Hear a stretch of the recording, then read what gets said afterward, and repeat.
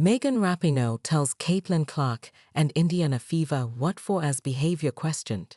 USWNT icon Megan Rapinoe has argued that the Indiana Fever and Caitlin Clark risk crying wolf when it comes to officiating decisions in the WNBA.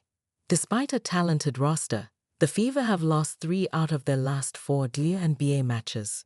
Their recent loss was an 83-77 game against the Washington Mystics, in which they played without the injured Clark, who was sidelined by a quad issue. Yet, Clark was still involved as she interacted with officials during the game.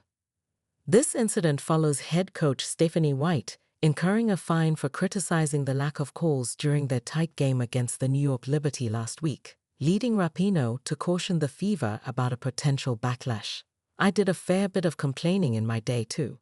I would say the majority of my yellow cards and the only 2 reds I've ever received all came from talking to the ref about fouls. Rapinoe shared on the A Touch More podcast, so I actually don't think I have any leg to stand on here. Nevertheless, here I am. You don't want to become the girl, the team, the coach, the player who cries wolf all the time. It's just like, constant, and like, to what end? And I think especially around this Fever team, and especially around Caitlin, this has been a thing. It was a thing last year.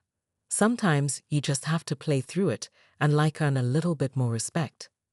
The 2-time World Cup winner shared, I feel like constantly having that narrative doesn't do your team or you really any good. Obviously, you have to go to bat for your team and whatever, but I'm just it's too much. I think it's too much, constantly asking for fouls all the time. It's just annoying, and I feel like you get less psych fouls.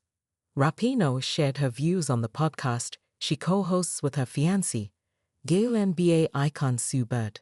As a 4-team WNBA champion and part owner of the Seattle Storm, Bird holds a different opinions from Rapinoe's, suggesting that Clark and her colleagues should let Coach White handle refereeing disputes. It's a game within a game. If anyone can play that, it's the coach, Bird argued. I think it works out in teams' favors when the team, meaning the players, understand that the coach is going to do that. They can't also take on that identity. Let the coach do it in the media. Let them do it in the game.